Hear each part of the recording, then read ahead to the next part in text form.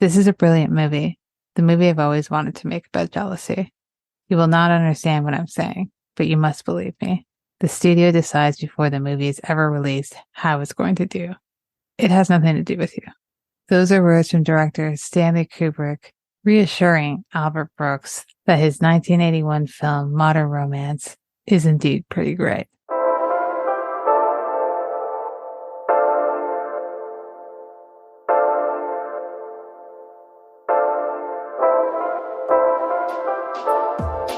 Seeing Faces in Movies is a podcast where each month I focus on the works of a different director or cinematographer, and each week I invite a guest on to discuss a film and the artist's filmography.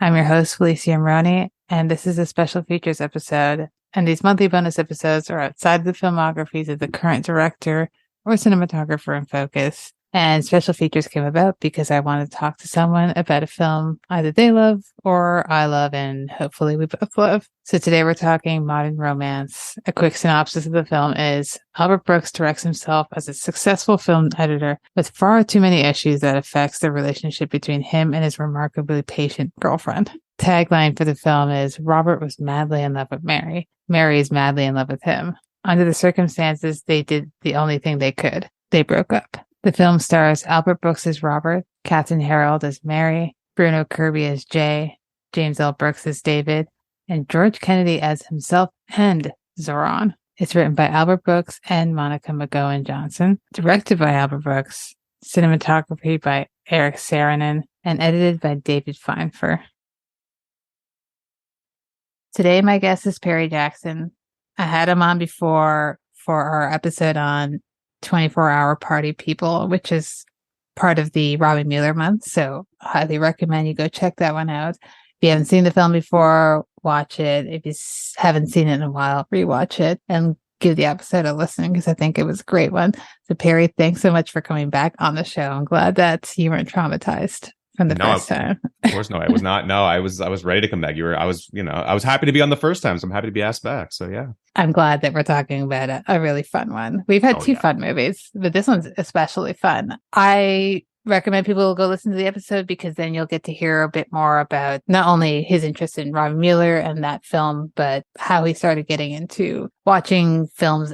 So what I will ask, though, is if you could recommend to myself and the listeners a couple of films that you've watched in the past few months that you think are of note and that we should add to our watch list if we haven't seen them already. Yeah, okay. Past few months. I mean, recently, because I know it's been October, so obviously everybody who's watching like October, well, as of recording, we're in October, just to date it. But like, I feel like, trying to think of recently, like in October, I've been watching a lot of horror movies, but some of them are kind of like not really worth mentioning. Some are kind of like rewatches, some are like newer ones. But like recently, I watched the movie by Kiyoshi Kurosawa, I believe, named Cure from 1997. It's a really good Asian horror movie about just it's like more of like a detective procedural a little bit, but then also has all these elements of like psychological horror in there, and it's like legitimately unsettling and creepy. And it had very like very Manhunter-y vibes, I would say. Which was really cool. Yeah, just in terms of like just like a detective who gets really too caught up in his work, and then it becomes sort of a sickness for him in a way, and then like trying to figure out this killer, and it's really, really interesting stuff. That's cool.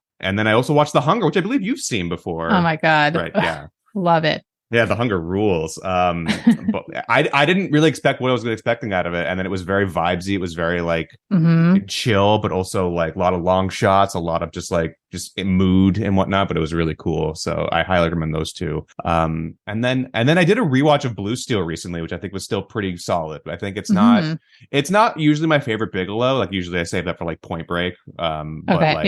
You know, that's just like bar none. But like, but no, Blue Steel is good. It has some like pretty like hard to watch scenes, but other than that, I think it's like Jamie Lee Curtis still doing good, and it's like kind of like a thriller, a little bit of, and it has some slashery elements a little bit because it's about this guy who kind of takes a gun from a crime scene and then starts killing people with it essentially. So it's okay. Yeah, and Jamie Lee plays like the cop. Yeah, I haven't seen Blue Steel. It's been on my radar for a long time. I kind of like because is it 90s?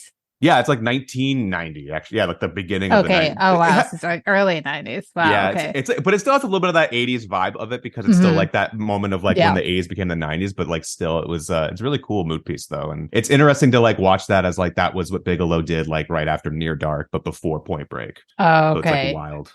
I didn't realize it was that early because I like the 90s era of Jamie Lee Curtis. Because what is Hmm. that? My God, the Schwarzenegger one that she did, True Oh, Lies. True Lies. Yeah, True Lies rules. I love True I Lies. love that one. That's So one of good. my favorite ones. Yeah. She's so good in that movie. She's super They're good. both And good, but she's great. yeah, exactly.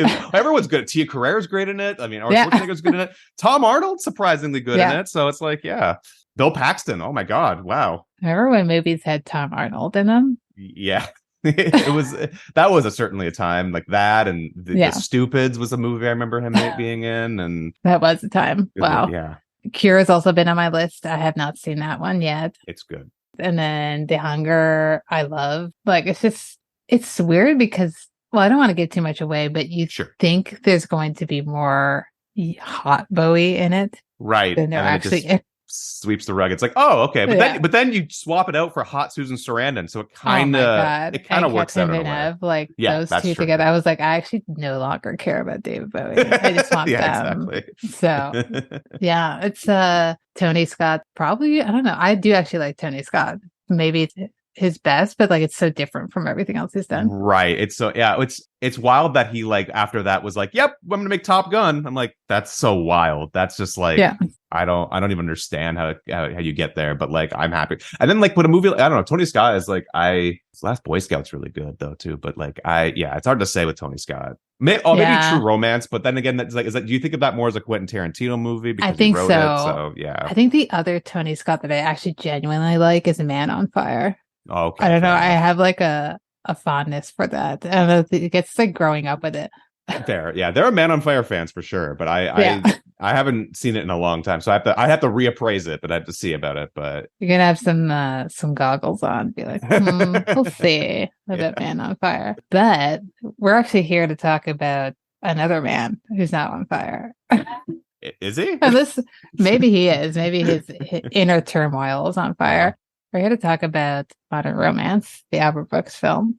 Do you want to talk about maybe the first time you watched this film and what your thoughts are on Albert Brooks's filmography? I don't know how many you've seen. Of course, no. I guess like I never really watched Albert Brooks's like movies. Like I saw him in movies a lot. Like I mean, I saw like like things like Out of Sight or Broadcast News or even something more recent like Drive, even to a degree. So it's like I'd seen him in supporting acting roles all throughout my life a little bit, but never really watched like any of his movies from start to finish or anything like that. And I think it was maybe like April of 2020, like right when like as pandemic was still raging about to begin. I watched Modern Romance for the first time, and I was like, oh my goodness, this is like what is this movie? And it was so like I'd never. I mean, the quaalude scene, which we'll obviously get into, but like every scene of that movie, it's just like it's such a like nice. It's like so simplistic, but so like there's a lot going on in it, yet it's a very simple plot you can easily explain to anybody. And that led me on a path of watching more. Like I think I like shortly after that watched Lost in America shortly. And then I think I'd seen actually that's not true. Like the first real movie of his that I really watched was when my partner Emily Gagne, who is part of We Really Like Her,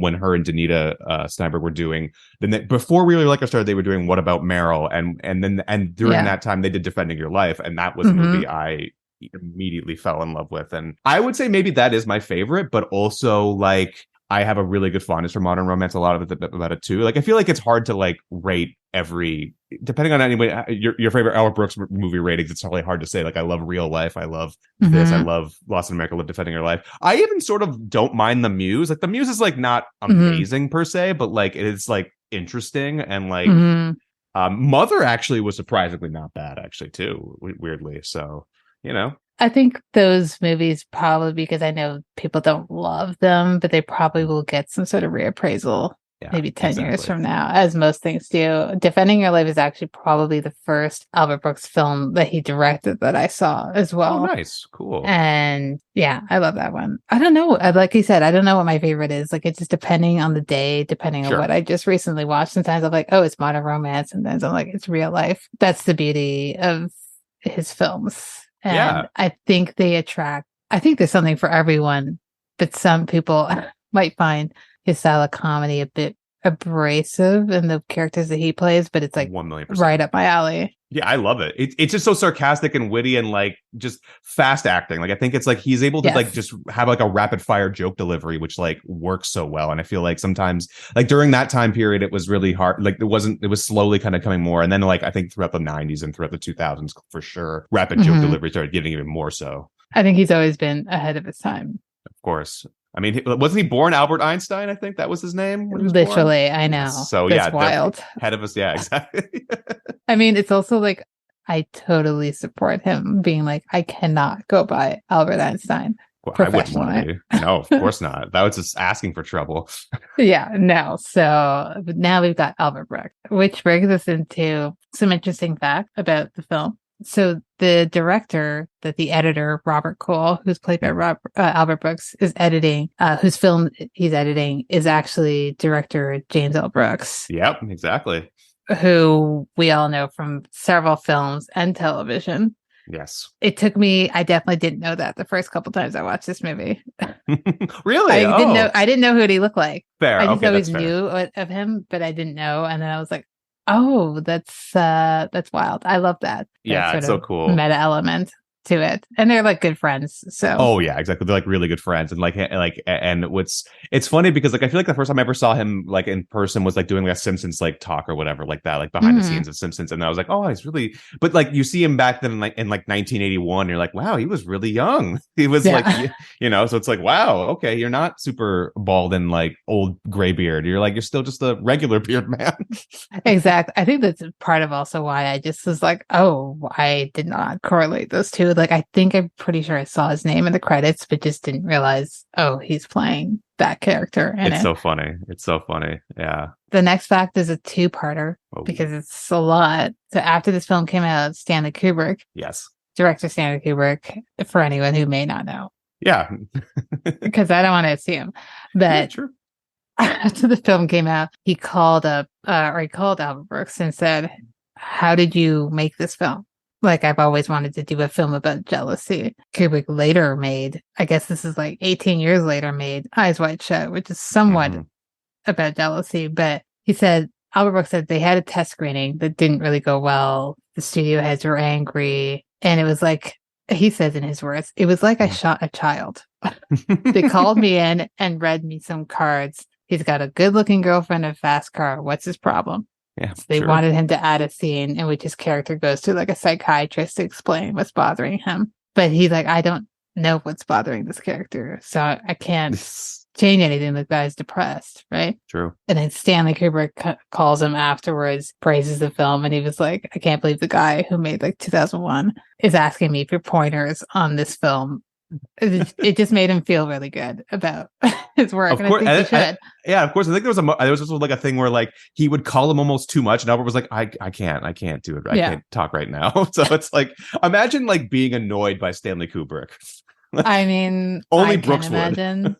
I feel like True. Me too. Fair enough. Because I'm not the biggest Kubrick as a human fan. That's true. Good point. Very good point. Filmmaker is different, but that's totally funny. Where you're like, sir, I'm at dinner. Please. Yeah. Go to bed. To be a fly on the wall when that call happened. Truly. One of the last ones, which is probably the most interesting, probably maybe just to me, but so Albert Brooks' real life brother, Bob Einstein, plays a sporting goods salesman. And I had absolutely no idea until a couple of days ago that was Super Dave. Only a couple days ago? Wow. I just was like, the whole time, every time I watched it, I was like, this guy looks familiar. This guy looks familiar. I don't know where it's from. And I just never bothered to look. And when I read it, I was like, how did I not know that Albert Brooks and Super Dave were brothers? And that's Super Dave.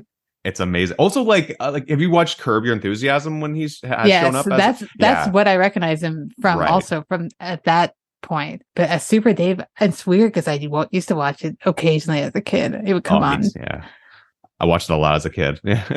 I love that. Small world, really, but truly, I love when you find siblings who are like, "Oh, what? You two are from the same family?" Yeah. I mean, obviously, Albert Brooks would never do the things Super Dave did. No, like even if Super Dave didn't really like jump all that stuff, obviously, but like even though Albert Brooks would barely do any of that stuff. No, absolutely not. He'd be like, I will pay someone maybe to do it. Yeah, Then exactly. I'll do my own, like, sound effects for running footsteps, Oh, as so cool. we'll talk about. um, if you're ready, I'm ready to talk about the film itself. Yeah, of course. So we open up with the breakup scene. There's no music in the background. This film has no actual score. There's a lot of music. There's no score in this film. We're in like a restaurant diner. Robert, played by Albert Brooks, is sitting there alone. He's joined by his girlfriend. I don't know if it's either if you kind of know Albert Brooks and his style of comedy where you're already kind of nervous about what he's doing. Also, it's in a synopsis that he breaks up with her. But if you didn't know that, you kind of figure something's happening because there's no music. It's very stale. The air is very stale. Very cold open. Yeah. Like a very just like it doesn't like movie just sort of like there's a production company and that just sort of just starts. And you're like, oh, okay, well, we're in it. All right. And I kind of love that. What I love about that is that he is not asking you to sympathize with this character, even though he's the lead in this movie. Right off the bat, you're kind of like, okay, this man's breaking up with her for no real reason. Yeah. And he's done it multiple times before because she's like, again. Yeah, exactly. And then he's upset that she won't stay for dinner. He's like, well, you could leave after we've already eaten. Yeah. I just love his confidence in being like, you're still going to want to watch this because you have this sort of, he kind of is very good at like captivating people's attentions. 100%. Where you're like, I need to watch you, whether I like your character or not. And like, I don't actually like this character, but I love Albert Brooks and I have to watch everything that he does. So to open a film like that, I think is super brave. Yeah, he's like the ultimate sad sack, and you're like, okay, I guess I'm just with this character for the next hour and a half, and just like just want to see where he goes from here. Like, I mean, we've already started at like what seems like rock bottom in a way, or like maybe not rock bottom, but like a very bottom moment that he himself is bringing upon himself. So it's like, where do we go from here? Is it going to does it go up, or is it just going to continuously spiral more? What's great about it is we have Albert Brooks as the actor in this film. He also wrote this film and he directed it. So this is him.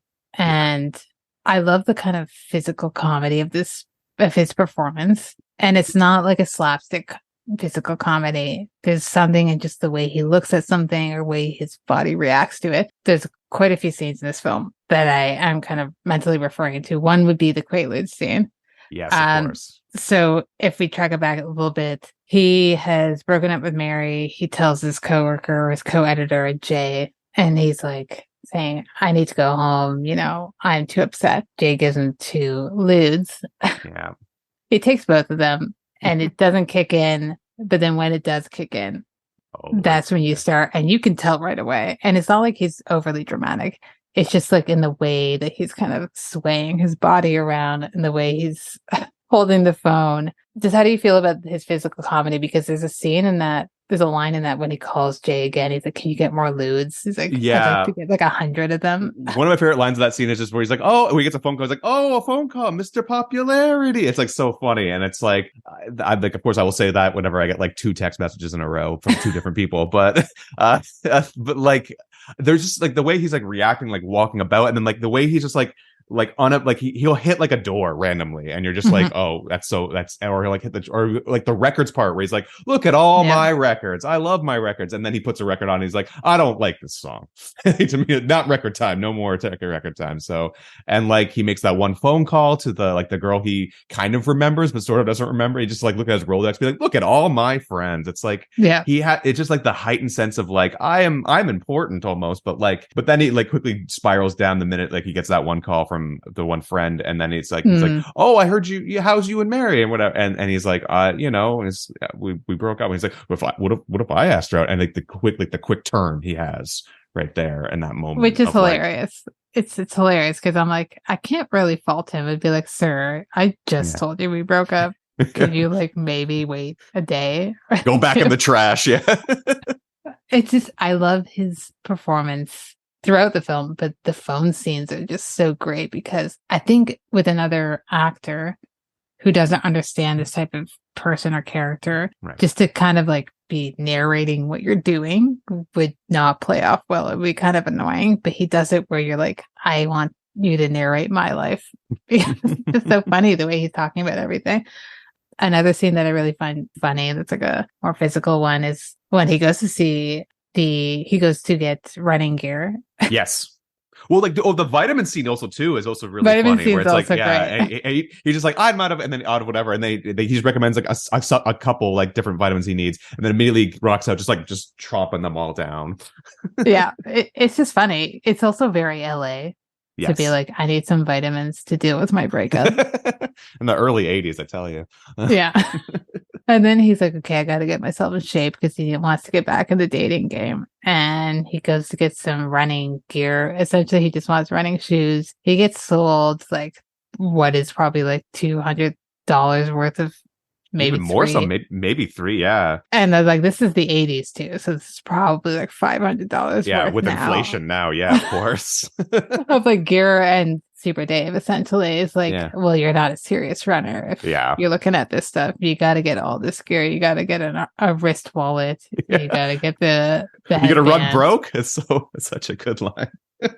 His performance is one of my favorites because he's just so understated, serious. Yeah, and you can't help but laugh. But you're like, I don't know. I think I'd also be upsold by this man. Where I'm like, well, because he makes you feel bad, because he makes you just like, oh, you don't want to deal with that. You're not serious. And it's just like, well, but I want to be serious. Okay, fine, I'll do it. All right. Yeah, it's fine. like the easiest upselling. Yeah, I know. Yeah. Right. It's a skill. It's a skill for real. And then we cut to him actually running. He's now got the whole brown tracksuit on, which I love. So it's hot like in that. Velvet. And I'm like, sir, it's LA. Yeah. You do not need to be wearing a tracksuit. And he's got the headband on. The ankle weights. and then he starts running and he like cuts someone off almost has them injure themselves. And he starts running and he's like, okay, I see a payphone. So he ran for a total of 10 seconds. Yeah. And goes to payphone. I was like, that's my type of working out too. I'm like, well, just me getting out of the house it's a workout in of itself. Yeah. It really is. It's a mental workout. There you go. But it's just there's a lot of physical comedy scenes, even like the recording of the footsteps when they need to get footsteps for the film, and all the ones that we're listening to, they're hearing some Hulk footsteps that do not make sense for this. So they have to run around him and Jay. It's funny because you don't think of him as like a physical comedian per se because he's so witty, but there's a lot of physicality in what he does to make it believable. Yeah, I mean, even going back to like a movie like Real Life, he has like when he's doing all the physical comedy with just like the weird cameras and stuff, and just like even the interview styles he does, it's very physical. Or like you even go to like Lost in America, where it's all in his like the mannerisms and whatnot, like his face stuff. So it's like he's just he's like as a comedic actor, yeah, it's like he's very well written, but he's also very physical, and like the way he moves his arms, the way he's like the way he like his face is such a like expression machine almost. Like it feels like it has so many, like he can go from like bummed out to like uplifting to then immediately sad out and like within seconds. If we actually talk quickly about a scene like that you're mentioning is when he goes to pick up his date. Yes. That he made. Goodness. And that's just, to me, that's one of the greatest scenes in cinema. It's just so beautiful the way they did it. He picks her up, they get in the car and they're driving and the song's playing. And you think they're driving to the destination, not realizing this man's making a huge loop. And you can just see the sadness, like overwhelming. The long take of just she's out of my life playing while like he's driving on this new date. It's like I think that was maybe the hardest I laughed probably in the movie when I was rewatching it. I was like, it's just so, because the way it just lasts, it just like stays on that drive, and you're like, you could feel you're laughing, but you could also feel how uncomfortable you are just watching this. Exactly. And then he brings her back home and he's like, hey, listen, maybe next time, I can't do this right now. And she's so gracious about it. Yeah. She's like, okay, well, thanks for coming by. And I'm like, I would not be. No one would be. You'd be like, get away from me. You're like, what are you? Okay. Yeah, don't ever call me again. Like, this is a waste of my time. Especially on lewds. So I just love that. And it ties into one of the next points I want to talk about, which is he often plays like a neurotic character. Sure does. And I don't know that we see that as often anymore in comedies. It's very of the 60s to 80s era, with someone like a Woody Allen being huge portrayer of that type of male character in Albert Brooks. Alongside that, I think that audiences are more accepting of male characters being neurotic and being like, this guy's kind of annoying because he cannot make up his mind, but you still want to follow him. You're not super annoyed by him. I wanted to read a quick quote by Scott Tobias, who says, Brooks refuses to let his on-screen alter ego off the hook, which may be why he's never been much of a hit maker behind the camera. His neurosis isn't cute like Woody Allen's, and he never betrays a hint of vanity, which I agree with. I think that he's never trying to make you feel sorry for this man. I think this character that he's playing is he's not a bad person, but he's kind of ugly inside because he doesn't know what he wants, and he's taking everyone down with him. And he never tries to make you feel like you should be on his side for it. You're supposed to be on Mary's side or anyone else's side. Right. And I love that. Like the minute he doesn't have something, he wants it back. But the minute that he has it back, he doesn't want it, or he finds reasons to find problems with it. So it's like he never, again, like going back to what you said, he never knows what he wants because he's constantly just kind of swapping in, swapping out always. When Mary finally takes him back after, this time they were actually seeing. The giraffe worked. Yeah. All the drugstore teddies worked. And then they spend the night together, and the next morning she goes for work. And he's already annoyed. He's like, why are you wearing this? Men are going to be thinking this and that about it. And then the monologue starts where he's like, well, am I happy? Is this a good thing? And then he finds, phone bills, which is a wild place to leave a phone bill in your bathroom. In your bathroom, like wouldn't that be more in like an office, like cabinet your or like a cabinet? Even, yeah, exactly. Like I don't know where. Maybe I don't know. Maybe she's reading her bills in the bathroom. I don't really know who's maybe say, who really. knows. We're too young for landlines, even though we were of the landline era. That's true. But he's always just trying to find an excuse to get out, but he doesn't want to be alone, so he needs to have someone there at all times, and that's kind of aggravating. But there's something in the way that he portrays it that you're like, you're kind of like, Mary, just take him back. He seems like a fun time, but I'm sure being with him is probably the worst. Yeah. It's like what he said, where it's like we fight, and then we have great sex. And it's like, oh, I guess it's just that's the routine works for you. Yeah, exactly. Yeah. It's that cycle of going on. And I think this is a great film that discusses, the concept of relationships and commitment. And, once you're past sort of that honeymoon phase, how you navigate that, because they've obviously been together for long enough that, when his mom is calling him, she's like, oh, how's Mary? So it's like they're deep enough. And he says, oh, we've broken up again, so on and so forth. So they've been in each other's lives quite a while, but there's something that's preventing him to commit to her because I guess it seems like every time he's like, okay, we're going to the next level, he needs to leave her. But there's something that's bringing her back.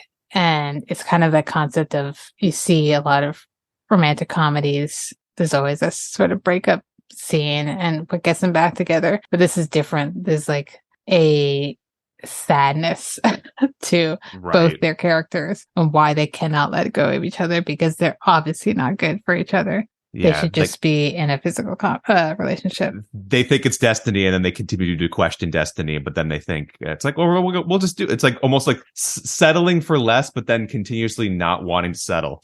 Exactly. It's so wild. Which is it's weird because I think the film shows you that they both could easily be with other people, right? Of course, yeah. Because he immediately gets a date. And he also works in the film industry, so he would not have an issue getting another date. She's an attractive woman, and she continuously like meet. And then like when they go to that party for after the film, like she's just like yucking it up with people like at the party, and he's like having to be forced to meet George Kennedy or like talk to George Kennedy essentially. And he's like, but the problem is that she's able to like let go and just like kind of like, oh, I'll enjoy myself at the party, but he's just like continuously staring at her, being like, what is she doing? Why is she going to that bathroom with those two guys? And then Exactly that. And I think their relationship is definitely not equal. I think that she knows what's happening, and she's like, okay, well, at least I have someone for this time being, because even when we get to that party scene, she introduces him as her friend. Yes. Like, oh, this is my friend Robert. And he gets obviously pissed off about that. Yeah. He's like, I think we're a bit more than that. And she's like, well, technically we only just got back together. I don't think she takes him seriously. I think she finds him entertaining. Right. And she's probably also lonely, but doesn't think this is the ultimate thing for her, whereas he deep down, I think, just doesn't know how to go about it. He seems to be a lot more obsessed with her than she is. Yeah, exactly.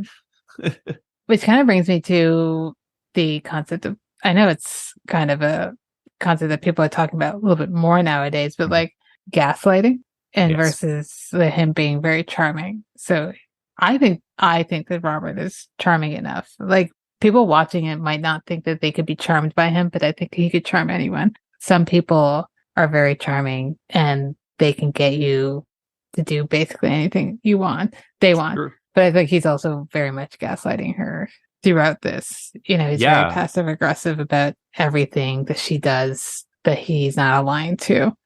How do you feel about, and this is not me, I do enjoy the Robert character. I'm not shitting on him. I do like him a lot. But just being honest about. Yeah, I mean, like he is kind of like more or less a gaslighter, but also like I think it's because of the way he speaks when he in that charming way. Like he has this kind of like, again, like going back to his like his mannerisms, but like also like it's a bit of that neurosis stuff that kind of like I think people just like see through it as like, oh, it's sort of charming in a sweet way because like you're in touch with the things that bother you, but also like you're also very charming and able to like poke fun at it at the same time. So it's like it comes off as that facade of like, you know, like the charming like the nice guy aesthetic. He kind of comes across as that, but then also has all of these underlying like assholeisms almost at the same time too. So it's like, which I mean, I think as a man, most men have that, unfortunately, where that's like they're just like charming 1 second and then a minute, like, you know, you hang out with them long enough and they're like, oh well, they're too honest almost, and then it's like the honesty is like, oh well, are you just being nice to me? Are you being honest with me, or are you just trying to be a dick, or like what do you know?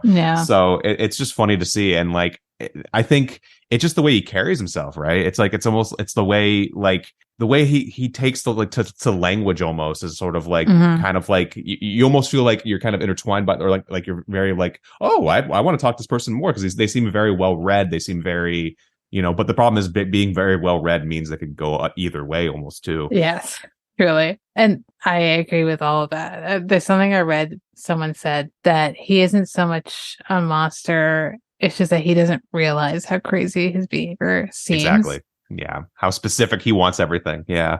I agree. I think that he is gaslighting her, but I don't think he's doing it purposefully. He's not vindictive. He's not purposefully trying to ruin her life or her day. It's that he's so passionate that he's overwhelming and he's self-centered. That he's only thinking about his own feelings, but only because that's just how some people are. True. You know, they're not trying to be mean. It's just that they kind of are, but not on purpose. And you kind of have to give a bit of allowance to them depending on the person and who you and are. The context of the situation. Sometimes the situation like doesn't call for it, or like like if you're in a party and you're like saying like, oh no, I think we're more than, you know, all that stuff. It's like, well, you're kind of making everything weird around everybody around you. So it's like, yeah.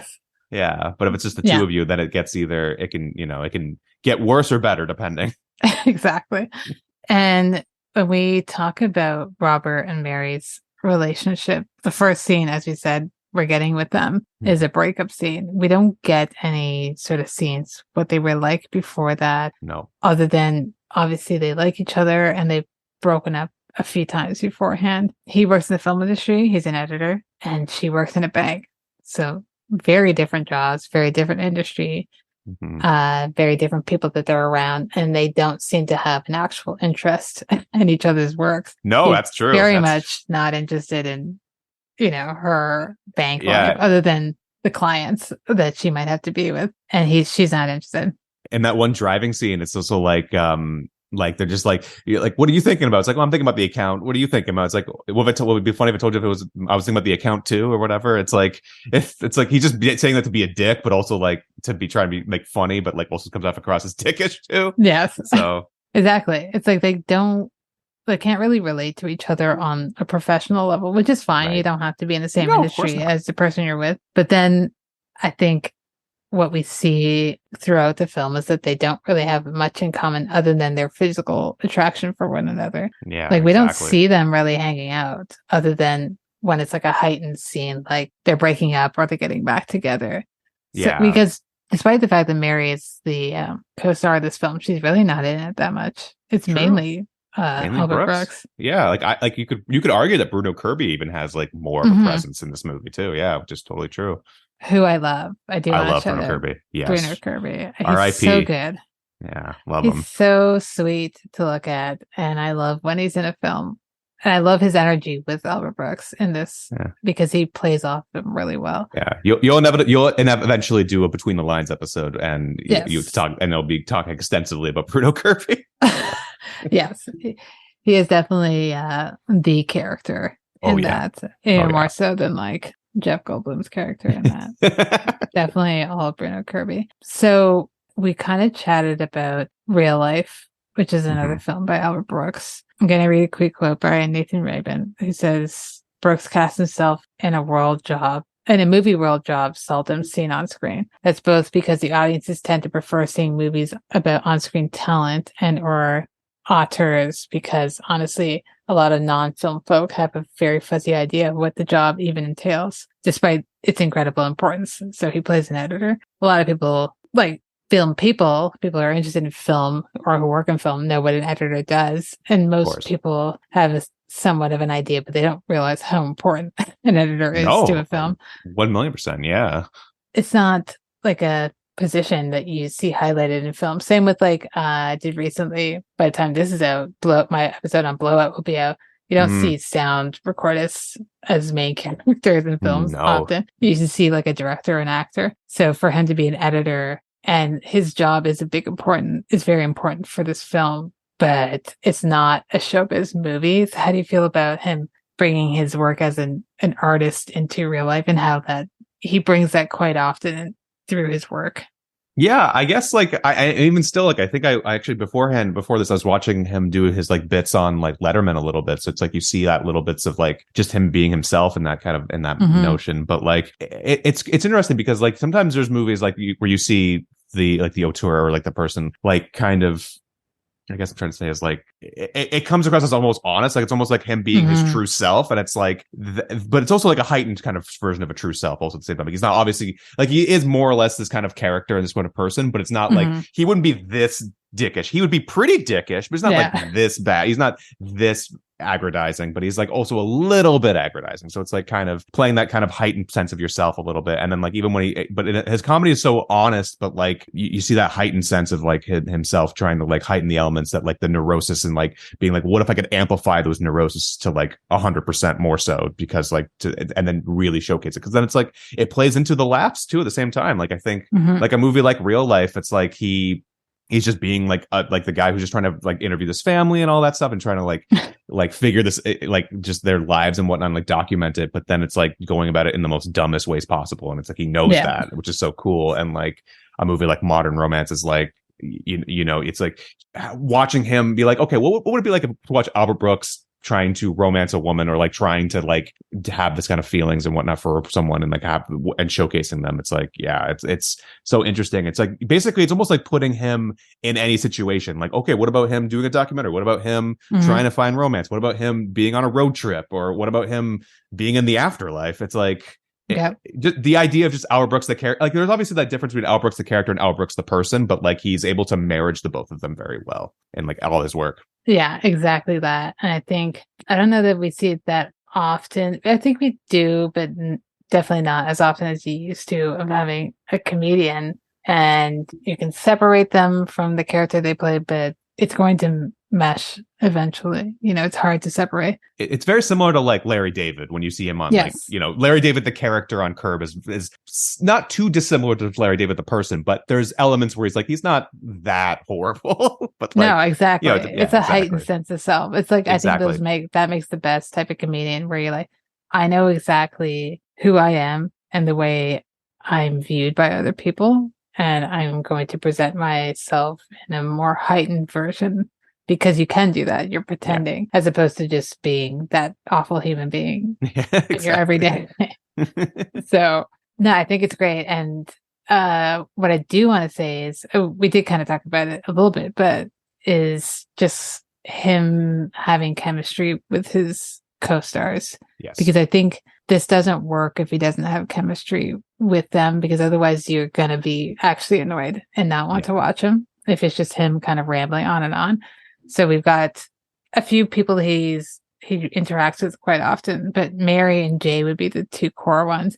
And you see his chemistry with even like Charles Grodin in real life, and then in Lost in America, and just having him knowing what they have to offer and playing off of that, which makes him a great director and great co-star. So how do you feel about him always having people that he has great chemistry with in his films, and it's not always the same people? Yeah, true. Because like you go like real life, he works with Charles Grodin and like when especially like when you were in like you go back to like Lost in America when he works with Gary Marshall and that whole scene, and it's like that only works with those two actors. Like you can't have it be.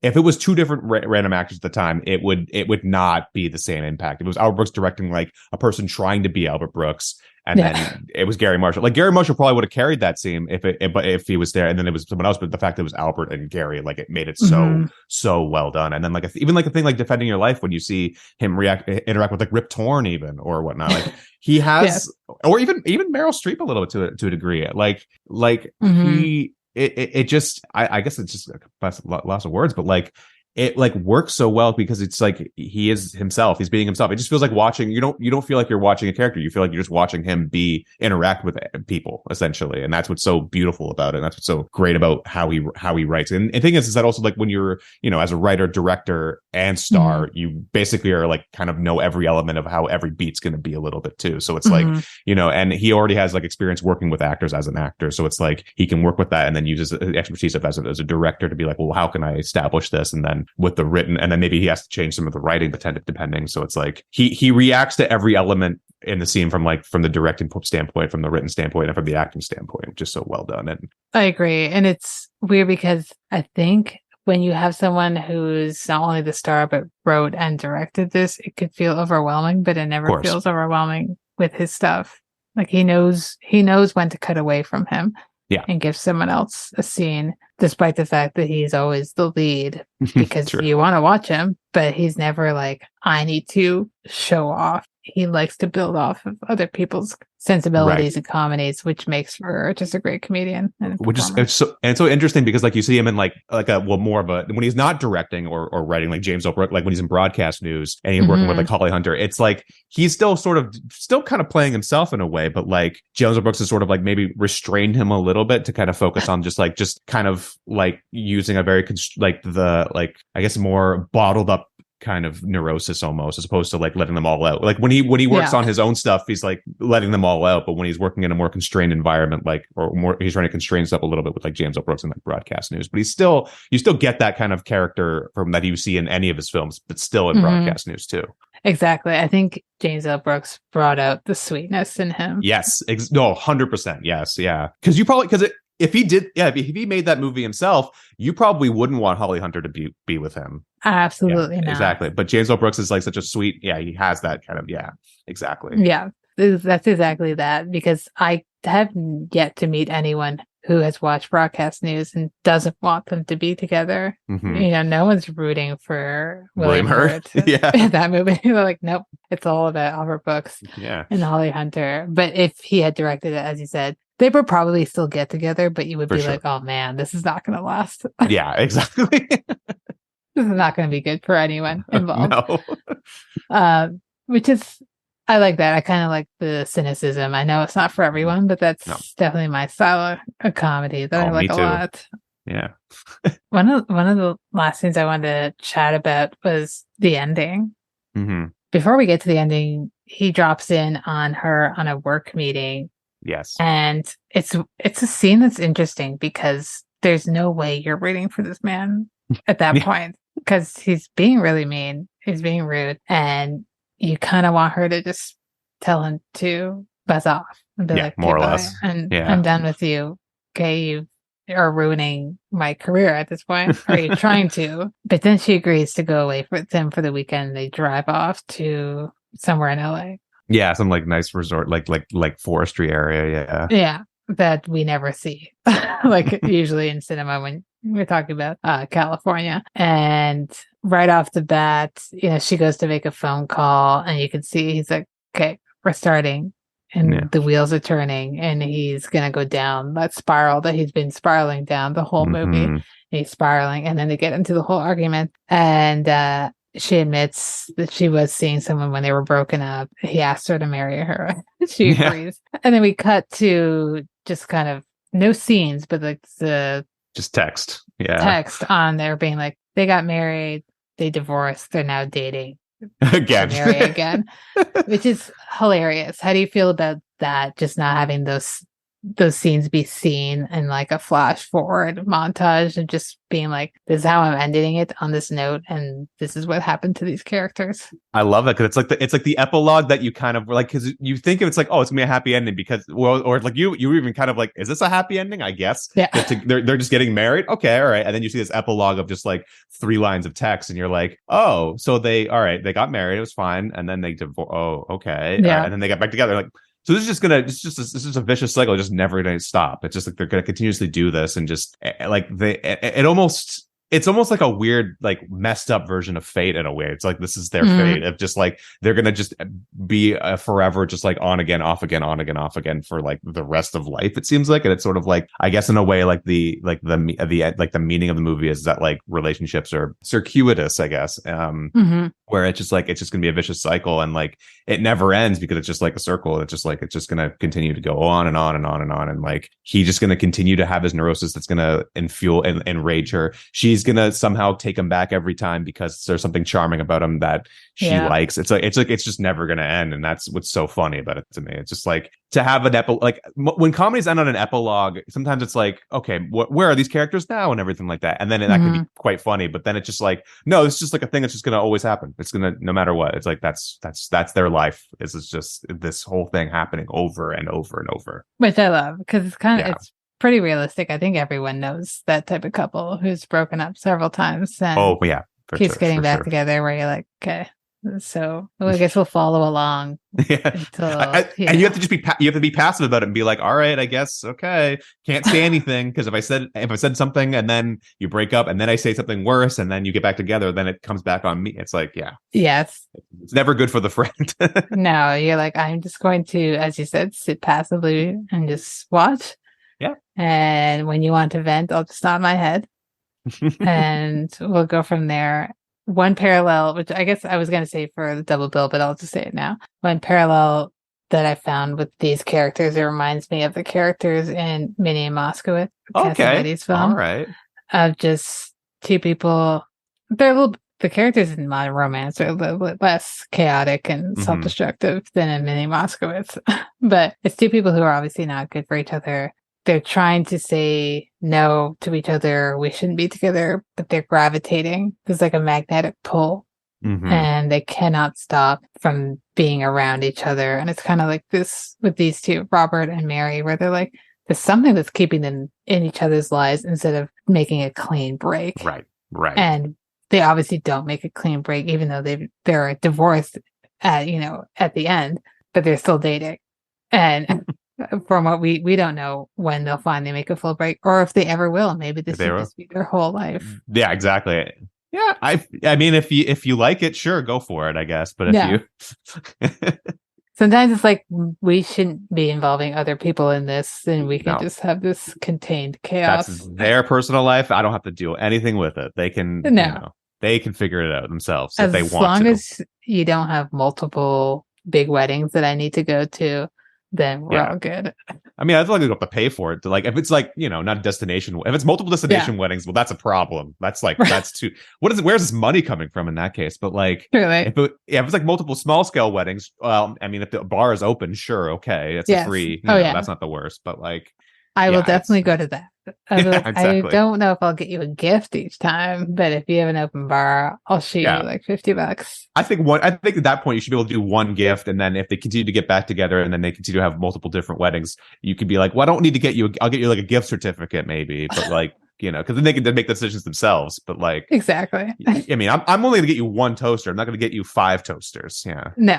Exactly. Like, what happened to the last one? Yeah, exactly. You still probably, and also like, you don't need a collection of toasters.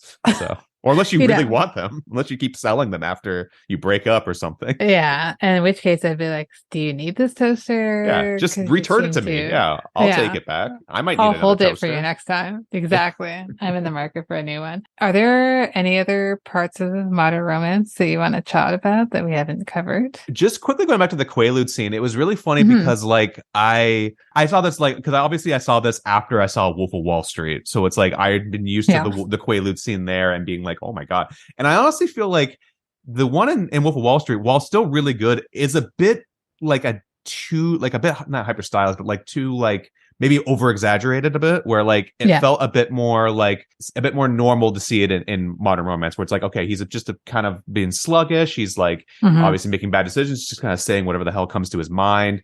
And then like attempting to, and it's funny how they both have scenes where they both end up trying to go into a car and try to drive, and it doesn't work out very well for either of them. Like his battery dies, so it's like, and then in that part where he's like, I need to jumpstart my car. He's like, can you you back up? And then she just drives away, and it's like, no, I need your car. so funny, just like that whole part. And then he talks in the mirror, and he goes like, all right, you made it. And that's it. That's my favorite part. The next morning where he's like, you know what, you didn't drive high out of your mind. You didn't get to Mary's house, so you should be congratulated. And I love that. Just because I feel like I've had those moments too in my youth where you had a big drinking night and then you're like, whoa, did I just not vomit that whole night? Yeah. Good for you. You made good decisions along the way at some point. Also, like, if anybody's out there who has quaaludes, please let me know. I will send you my address later, but I know they're hard to come by now, apparently, but still. I've never done quaaludes. I know it seems like it's a very 80s, 90s. Oh, it's incredibly drug. Yeah. You just can't find them anymore. And I think, or like they're just like they don't. It's not like as easy as it was back then, obviously. But like it's like, which is so I guess edibles is that replacement. But even then, edibles cannot always do. When I see them, I'm like, man, an edible can't do that. But so it's always exactly. I mean, he was willing to buy 100 of them.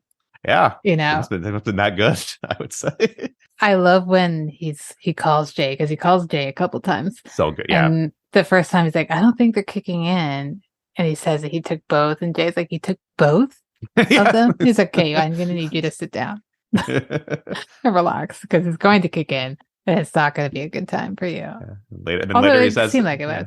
And then later he says, like, I just want to say I love you, man. And he's like, oh, yeah, thanks. Let's you got some sleep. He's like, he's like, please stop calling me. I'm trying to work here. I love that. I love their relationship. As I said, I love his relationship with everyone, even down to his running shoes salesman, aka his brother. Even George Kennedy, I think that's a fun cameo, and the film that they're. I kind of want to watch the film within a film. It kind of was cool. And it's funny because like sometimes I don't think about this as a movie about movies in a way, because sometimes it is a movie about movie making in a weird, like not entirely, it's like very much more of a subplot, or very much more like kind of what's happening in the background of the movie. But like it's really, and like I didn't think of it in that kind of way of like, it's not like Bowfinger obviously, but like obviously I'm a big fan of Bowfinger, but like so it's just like it's cool to see that it's a movie about movies almost. It's like showing the undermin of like how the editing process goes and the decisions the director wants to make and all that kind of stuff too. Yeah, and I think it's fun and relatable in that way, because it kind of just treats it like it's just a regular job for him, as opposed to glamorizing it. Because even when James L. Brooks' character comes along and they're trying to tell him about the cuts they made, the edits they made, and he's like, oh, well, I don't know how you feel about that. And they're going back and forth and distressing, like, oh, that's just like talking to your manager. Yeah. Who's like, oh, I think you need to edit this email. And so on. I was like, this is triggering for me. But I love seeing that behind the scenes, and just like the little room that they're sitting in to do the editing, and how they talk about, oh, I made cuts to this, and their reasoning. But it's not a film about film. It just happens to be that they are filmmakers. Yes, exactly. Right? And I like that a lot. It just adds depth to this story that seems like it's a very simple story. It's about a couple who keeps breaking up, but there's more to it, which is I find with a lot of his plots. Although I guess maybe Real Life and Defending Our Life are a bit more elaborate. Yes, more incredibly going on. And Lost in America too, because it's like about like a road trip and all that stuff too. Yeah. This is great. I think that's how romantic comedies should be. It should just be simple, but there's what else you have to offer that makes them memorable. Exactly. So, yeah, I think that's modern life. Romance. Modern romance. Yes. Yeah. In a way, but also modern life. But also, there you go. So exactly. If you're ready, I'm ready to get into the end credits. Sure. Which you've done before. I know you've seen a few Albert Brooks films. We live in an era where some people love and know Albert Brooks. Some people don't know who he is at all. So if someone were to come up to you and be like, I heard about Albert Brooks, where should I start? What film are you recommending to them? Wow, it's hard because if I go by personal favorite, I would go by Defending Your Life a little bit, but also like I think back to Lost in America, and it's just like a very like it's 90-ish minutes. It's simple. It's just like a road trip movie, and like it goes completely off the wall in terms of like these two people who are just like these two yuppies who are like let's stop doing what we're doing, and then let's just hit the open road, and how bad of a decision that was, and then by the end they're like, oh, actually this was not a good decision. Let's just go back. And it's simple, but like I mean, and then if you like that, maybe go back to because like real life could be a bit hard for some people. I could see that it could be a bit of a hard watch for some people, but like I also think Lost in America is very straightforward. We're Defending Your Life is a bit more wide swath with its stuff about the afterlife and you know purgatory and like the whole judgment stuff. It's like, and that's also very interesting now in like a way of like comparing it to like Beau is Afraid nowadays, where it's like very similar and sort of like about neurosis and stuff. But like I would say Lost in America for sure. I think that's a good spot to start. There's actually, before and move on, there's a bit in Lost in America where he's often talking about Easy Rider. Yes, and that's true. That's true. And he brings it up in modern romance as well. Yeah, I remember that. Like, oh, this is like Easy Rider. And I just find it funny that he's like, obviously, Albert Brooks is obviously very obsessed with Easy Rider of all movies. So that's funny. But I think Lost in America would be a good one. I think this could be a good one too. I think you want one where you kind of get his vibe out there. I don't know. I think maybe Real Life might be my favorite, but as I think I agree what you said, it might be a bit too much right off the bat. You need to watch at least one more and then gravitate towards that to get his, because you might be like, this is a lot. This character is too much for me to handle. So something like a Lost in America or this, and then you can go, Real Life, Defending Your Life. Second question, double bill question. So what film or films would you pair this one with if you're making a double bill, and what's the reasoning behind pairing them together? So I will say Defending Your Life first, but then I have a cooler second one. But like the first one, I want to say Defending Your Life because Mary in a way shows up in Defending Your Life. So she because there's a scene where they're talking about one of the like his memories or whatever, and she's there. So it's sort of like, in a weird way, it kind of feels like what like a spiritual sequel to modern romance could be in a weird way. Because it's like he kind of goes in this yuppie lifestyle, but more about the or his character from Lost in America met the Mary from modern romance and then had a relationship, and then he was more of a, so it's kind of interesting in that sense.